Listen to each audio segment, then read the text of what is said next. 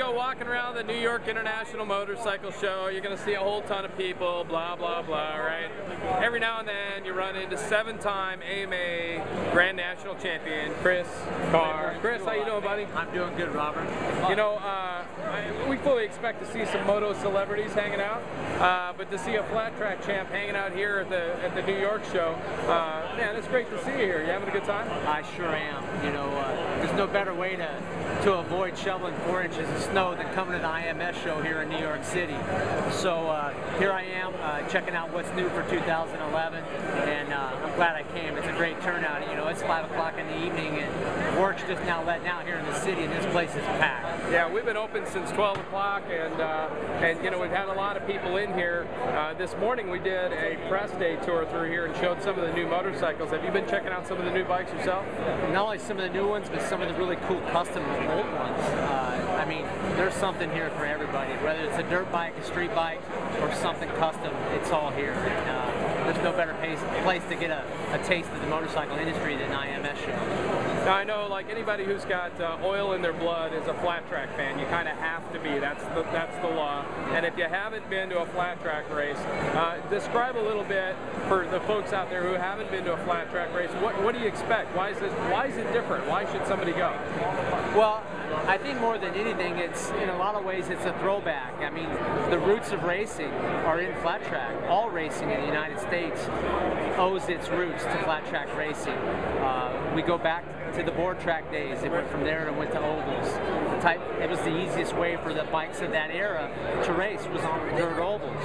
As the industry kind of grew and became more niche oriented, flat track kind of lost its way a little bit. Road racing's obviously where it is. Supercross and motocross, you know, are exploding. But flat track is still around, and it's the direct lineage for all of it. As soon as there were 2 motorcycles, they raced them, and they most likely raced them either in a straight line or on a dirt oval. Awesome. So I mean, I love going to flat track races myself. I got to visit you in Minnesota last year, and I've seen you race at Springfield and a bunch of other venues and stuff. And I tell you, you know, the sound of the motorcycles going down the straightaway together is just incredible, and the speeds that you guys reach are phenomenal. And so, what's your advice to somebody who sees that and goes like, "Whoa, there's no way I can do that"? How does somebody get into flat track racing now? Well, there's amateur racing all over the United States. The AMA has a very good district program, and there's flat track in specific pockets, but it's available just about nationwide. The biggest pockets being Northern California, throughout the Midwest, Michigan, Texas, you name it. Flat track is around. Southern California is making a comeback with the Southern California Flat Track Association. So you got to look for it.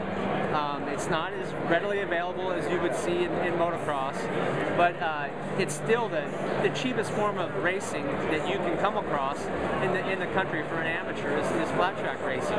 You don't have to have the most current bike to go out and have fun in an oval, and that's what's the beauty of it. It's pretty simple in that respect. Now I know, like hanging out with you in the pits, there's always people coming up to you and they're asking advice and they're doing that, and you really take the fans of flat track racing. You don't take them for granted. I mean, you know, you really work hard for those. So tell us, as you know, as the fans out there and people who think, you know, I think I might want to check out flat track racing. What's going on with Chris Carr in the coming race season? Well, I would like to invite them out if they haven't been, especially as 2011 is going to be the Chris Carr farewell to flat track tour. I'm 43 years old. I've decided that this is going to be my final full season of flat track competition.